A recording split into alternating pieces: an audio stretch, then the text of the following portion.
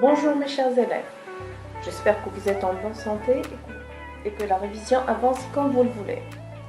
Je me présente, je suis votre professeur d'informatique, Madame Xoulit Bolbilim. Je vais vous encadrer tout au long de cette révision et j'ai choisi de revenir sur les premières parties. Tout d'abord, je suggère qu'on revoie ensemble votre programme et la première partie à voir. Donc ici, j'ai illustré votre programme d'informatique pour les 4e années lettres. Le programme comporte 3 parties, une partie traitement de texte, une partie tableur, une partie création de pages web. La partie traitement de texte, je pense que vous l'avez vu durant le premier trimestre. La partie tableur, 2e trimestre.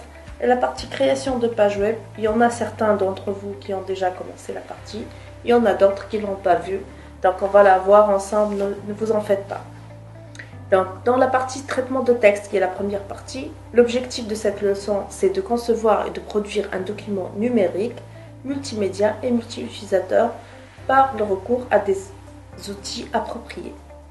Donc, la partie traitement de texte comporte la saisie, la mise en forme et l'insertion d'objets, ainsi qu'une deuxième partie qui est le publipostage.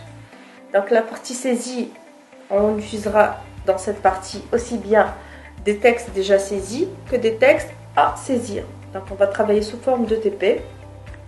Donc notre objectif est de maîtriser le pratique et le théorique des parties déjà étudiées.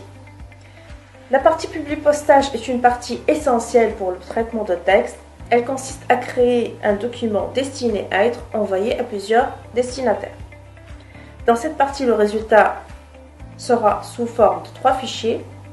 Un fichier source qui est la lettre ou le message à envoyer, un fichier destinataire qui est, disons, une base de données qui peut être un document texte ou un document tableur, document texte c'est-à-dire Word ou tableur c'est-à-dire Excel, et un fichier résultat qui sont l'ensemble des lettres déjà préparées ou les messages générés dans votre travail.